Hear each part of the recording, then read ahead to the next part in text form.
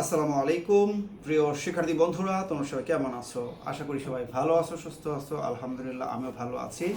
শিক্ষার্থী বন্ধুরা, তোমরা যারা নবম দশম শ্রেণীতে মানবিক বিভাগে পড়ছো, তোমাদের জন্য ভূগোল ও পরিবেশের আরও একটা ক্লাস নিয়ে আসলাম। ভূগোল ও পরিবেশের প্রথম অধ্যায়ের সকল গুরুত্বপূর্ণ বহু নির্বাচনীগুলো দিয়ে দেব এই ক্লাসে। চলে আছি মূল পড়ায়। সবাই আমার কথা একটু মন দিয়ে শুনবে শিক্ষার্থী বন্ধুরা। আমাদের প্রথম এমসিকিউ হচ্ছে, যুক্তরাষ্ট্রের ওয়াশিংটন ডিসির বিজ্ঞান একাডেমি কত সালে ভূগোলের একটি সংজ্ঞা দিয়েছে? এর উত্তরটা হচ্ছে 1965 সাল। এরপরে হচ্ছে, জীব সম্প্রদায়ের পারিপার্শ্বিক জৈব ও প্রাকৃতিক অবস্থাকে পরিবেশ বলে। এটা কার সংজ্ঞা? এটা হচ্ছে আর্মসের সংজ্ঞা। এরপরে দেখো, ভূগোলকে পৃথিবীর বিজ্ঞান বলেছেন কে? এটা বলছে হচ্ছে কার্ল রিটার। জিওগ্রাফি শব্দটির উৎপত্তি কোন ভাষা হতে? ইংরেজি। পৃথিবী পৃষ্ঠের পরিবর্তনশীল বৈশিষ্ট্যের যথাযথ যুক্তিসঙ্গত সুবিন্যস্ত বিবরণের সঙ্গে সংশ্লিষ্ট বিষয় হলো ভূগোল। সংজ্ঞাটি কে দিয়েছেন? Richard Hudson.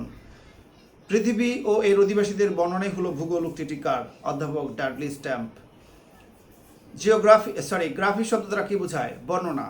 জিও শব্দের অর্থ ভূ বা পৃথিবী। সর্বপ্রথম জিওগ্রাফি শব্দটি ব্যবহার করেছেন কোন ভূগোলবিদ? ইরাটোস্থেনিস। প্রাকৃতিক ভূগোল থেকে জানা যায় কি? পৃথিবীর বায়ুমণ্ডল। কোন দেশের বিজ্ঞান একাডেমি 1965 সালে ভূগোল একটি সংজ্ঞা দিয়েছে? এটা হচ্ছে যুক্তরাষ্ট্র। এরপরে কোন ভূগোলবিদ বলেছেন ভূগোল হল প্রকৃতির সঙ্গে সম্পর্কিত বিজ্ঞান? এর উত্তর হচ্ছে আলেকজান্ডার ফন হামবোল্ট। পরের প্রশ্ন, ইরাটোস্থেনিস কোন দেশের ভূগোলবিদ? গ্রিস। এরপরের প্রশ্ন, জিওগ্রাফি শব্দের অর্থ কি? পৃথিবীর বর্ণনা। একজন কৃষকের কৃষিকাজ কোন ধরনের ভূগোলের আলোচ্য বিষয়? অর্থনৈতিক। তোমরা মনে রাখবে, অর্থের সঙ্গে জড়িত যে কোনো কাজই হলো অর্থনৈতিক ভূগোল। জিও অর্থ কি? ভূ। অপশনে পৃথিবী থাকলে সেটা দিতে পারবে। পৃথিবী আমাদের কি? পৃথিবী আমাদের বাসভূমি। আচ্ছা, অ্যাকারম্যান কোন দেশের ভূগোলবিদ? যুক্তরাষ্ট্র। এরপরে আরও এমসিকিউগুলো বলছি। দেখো, কোনটি অর্থনীতি ভূগোলের অন্তর্ভুক্ত? ব্যবসা বাণিজ্য, উদ্ভিদ ও প্রাণী। কোনটা হবে? ব্যবসা বাণিজ্য। এরপরে দেখো, বস্তি নিয়ে আলোচনা করে ভূগোলের কোন শাখা? উত্তর হবে নগর। মানব ভূগোলের আলোচ্য বিষয় কোনটা? বিভিন্ন পরিবেশে মানুষ কিভাবে বসবাস করছে। অশ্বমণ্ডলের উপরিভাগের বন্টন ও বিন্যাস নিয়ে আলোচনা করা হয় কোন ভূগোলে? মৃত্তিকা ভূগোলে। এরপরে হচ্ছে, পৃথিবীর বিভিন্ন স্থানের মানুষের জীবন প্রণালীর বৈশিষ্ট্য ও ভিন্নতা নিয়ে আলোচনা করে আঞ্চলিক ভূগোল। ক্ষয়ীভবনের ভূমিরূপের পরিবর্তন সম্পর্কে প্রাকৃতিক ভূগোলের কোন শাখা আলোচনা করা হয়? এটা হচ্ছে ভূমিরূপবিদ্যা।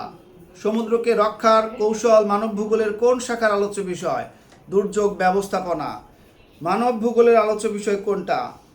অপশনে আমি দুটো বলছি, জীব নাকি জনসংখ্যা? উত্তর হবে জনসংখ্যা। কৃষিকাজ, পশুপালন, ব্যবসা বাণিজ্য পরিচালনা ইত্যাদি ভূগোলের কোন শাখার আলোচ্য বিষয়?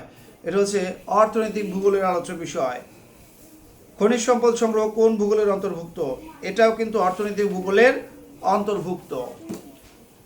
লবণাক্ততা নির্ধারণে ভূগোলের কোন শাখার আলোচ্য বিষয়? লবণাক্ততা নির্ধারণ। এটা হচ্ছে সমুদ্রবিদ্যা। ভূগোলকে কয়টি ভাগে ভাগ করা হয়েছে? দুইটি। পৃথিবীর বিভিন্ন অঞ্চলে প্রাকৃতিক পরিবেশ। উত্তর হবে হচ্ছে ভিন্ন রকম। তো শিক্ষার্থী বন্ধুরা, আরও একটা রয়েছে, ভৌত পরিবেশের উপাদান কোনটি? অপশন বলছি, সাগর, বিদ্যালয়। উত্তর কোনটা হবে? সাগর হবে। প্রকৃতির জড় ও জীব উপাদান নিয়ে গঠিত পরিবেশকে কি বলে? উত্তর প্রাকৃতিক পরিবেশ। কোনটি সামাজিক পরিবেশের অন্তর্ভুক্ত নয়? মূল্যবোধ, মানুষ। অপশন কোনটা হবে? এটা হচ্ছে মানুষ।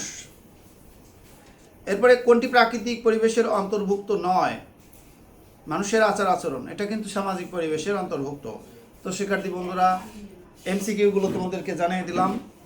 যদি এই ভিডিওটা ভালো লাগে, অবশ্যই ভিডিওতে একটা লাইক দিয়ে দিও, পারলে বন্ধুদের মধ্যে একটু শেয়ার করে দিও। সবাই ভালো থাকো, সুস্থ থাকো। আল্লাহ হাফেজ।